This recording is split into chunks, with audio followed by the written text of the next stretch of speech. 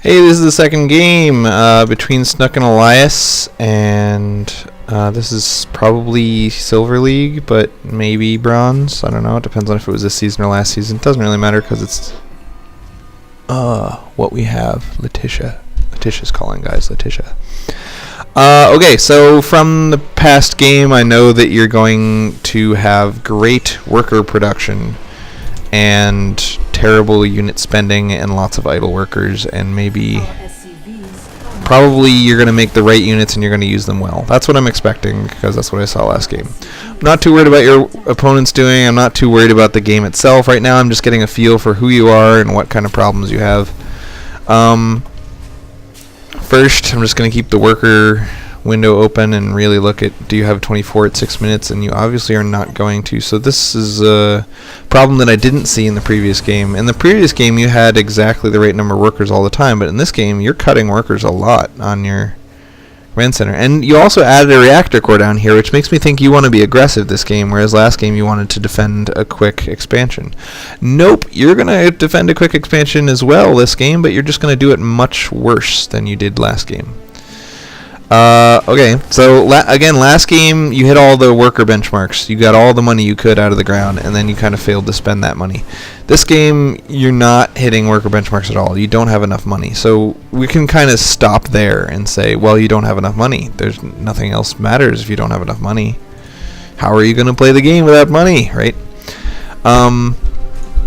So the other problems I noticed in the other game were a lot of idle workers. Like this guy, if you're making an engineering bay, there's no reason not to shift-click him back to minerals. Another thing is get used to doing this a lot. When you watch replays, do it all the time. When you play games, do it all the time. Select all the guys mining minerals, but none of the guys mining gas, and look down here. If you get 2 pages plus between 1 and 4, then it's fully saturated. Now you want to rally these command centers down here. Obviously, until this one's done, you don't want to do that, but just saying, that's how you can get a good idea of how you're doing. You should have fully saturated minerals at 6 minutes, and you should have at least one base with fully saturated minerals for the rest of the game from 6 minutes on.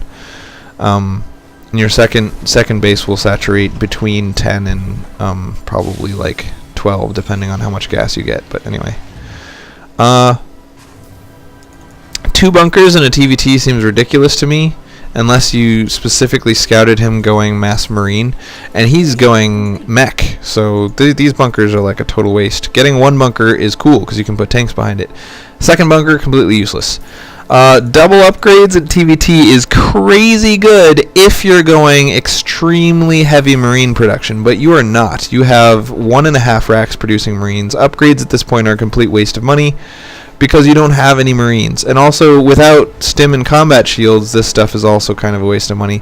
So again, just like in the previous game, this is a gamble. Every time you build an engineering bay, it's going to be 4 minutes before you have anything out of that engineering bay. So you're basically saying, I am betting that being strong in 4 minutes is going to be more important to me than being strong right now.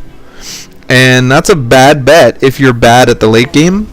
And it's a great bet if you're great at the late game. So I would say right now, this is not the type of bet you should be making. Also, production infrastructure, exact same problem as last game. You just don't have enough buildings to spend all your money. Even though you're doing, right now all of your buildings are idle. But even though in general you're doing an okay job of using the buildings you do have, you need more of them. At this point, it's been way too long since you made any units. And I'm at 2x here. This is like crazy. What are you doing? Have to camera lock you. You're watching these 2 marines. You're just now queuing up. Oh, dude, you hotkeyed all your buildings separately. That's what's going on. Now, a lot of people do this. They hotkey their buildings separately, but the reason they do this is because in Brood War you couldn't hotkey multiple buildings of different types together. I mean, I don't even think you could you couldn't even hotkey multiple buildings of the same type together, right? So a lot of the people you watch on streams are professional Brood War players, and so they got used to saying, all right, 5-5 F, 6-6F, 7-7F, or 5F, 6F, 7F, 8F. So they developed this skill that was extremely important in Brood War, but isn't important at all in StarCraft. So they do it out of habit. They don't do it because it's better. So if you come into this with no preconceived notions and no pre-developed skills, you're going to be much better off hotkeying all your buildings together and learning to do it the StarCraft way, because, I mean, StarCraft is better. This is an improvement they added to the game. Use it. So anyway, I was in camera lock mode, and we saw that you were looking at the middle of the map, and you looked at your Vikings, and you were like, oh, I have to macro. So you hit one button and hit AAA, and then you immediately looked back at your troops. You're like, okay, I got to focus on my troops. I'll occasionally macro, but not very often. And so you're hitting the Marine button and saying spam Marines, hitting the Marine button saying spam Marines, hitting the Marine button saying spam Marines, but you're never building anything out of your factory or your starport, and you're not even noticing that you're not building things out of your factory and starport because they're not on the same hotkey. So every time you hit that hotkey, you want it to pop up all of your buildings, and you can look, see a lack of little white dots, and say, oh my goodness, I just hit my macro hotkey, and now I noticed I'm not building anything out of most of my buildings. So just like last game, you're doing a really bad job of spending all your money, though you're doing quite a decent job of getting a lot of money. Although this game, to have 55 workers at 15 minutes when you're on a third base is pretty pathetic. I shouldn't say pathetic. That's like if I was watching a Nick game and he's in Masters League and he did this, I would say it was pathetic. But, you know, this is what I expected to see when I watched your first game, and I was really impressed that you didn't have this problem. But now I see that in this game you did. At this point, 30 workers at 10 minutes. On one base, you should be getting 37. On two, you should be getting 44. And on three, you should be getting 52 by 10 minutes. So you're way behind. You're like 20% behind on worker count relative to a normal, actually more than 20%. You're like 45%. And who cares? I'm not going to do the math. Point is, way behind. Can't win this game against a really good player. I don't know if this is a really good player. Maybe you'll win the game, but you shouldn't be measuring yourself against your opponent. You should be measuring yourself against yourself. So if you look at the 10-minute benchmark, and I want you to get used to doing this every time you play a game, whether you win or lose. Fast forward to 10 minutes, stop it here, look at this benchmark, and then close the replay, go do something else if you don't want to watch the game. But you need at least 37 workers on one base, 44 on two, and 3K army. You have 1,000 army. You have basically no army and no workers. And the reason you have no army is because you have no workers. It's like one comes from the other. Look, you're spending your money really well, but you don't have any money, so that's the problem.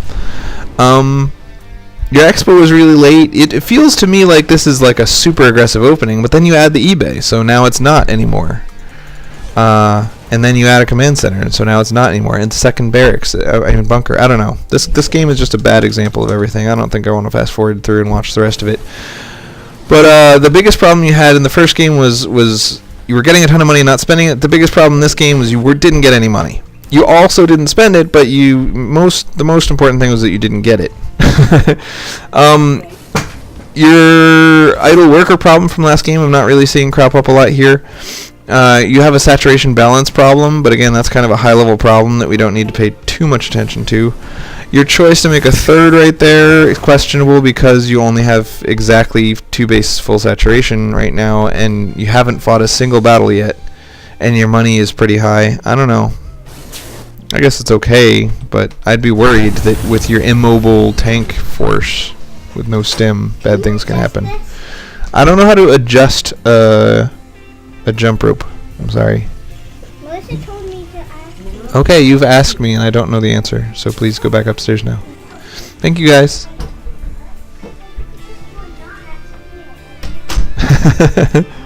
Want me to adjust a jump rope? It's very weird. There's way too many dudes on your main, by the way.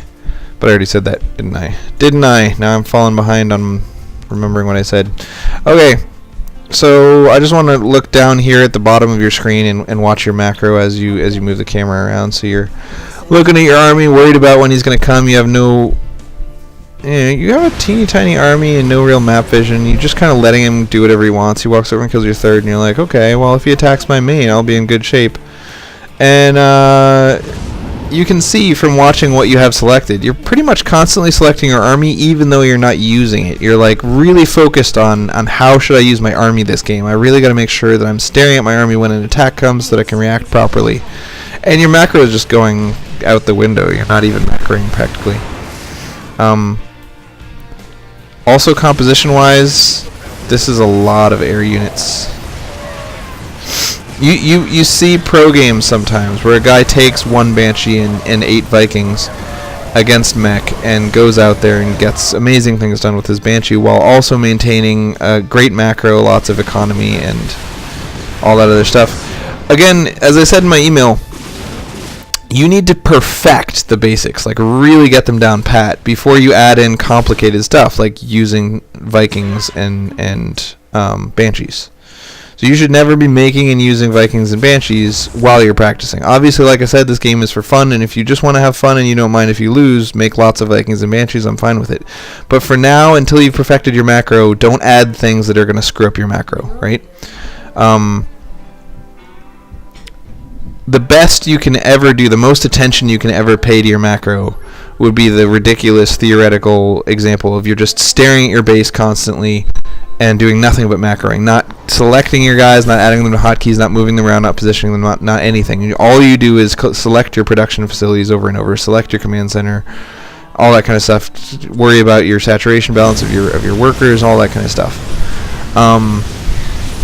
So until you have perfect macro, that should be your plan. I'm not going to use my units. I'm just going to try to get 200 unit space as fast as I can. Now, here's a hint. If you go two base build with 3 orbital commands, you can hit 200 unit space of high tech like mech units, like tanks, Thors, Hellions, even with lots of upgrades and stuff. You can hit 200 unit space at 14 minutes.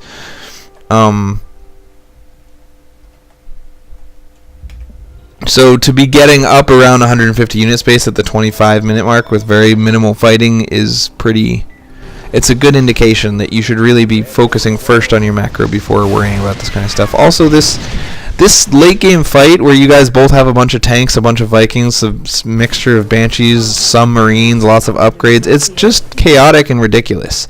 You could easily beat this guy with pure Marine stim upgrades and medevacs. You don't need all these things that you're making.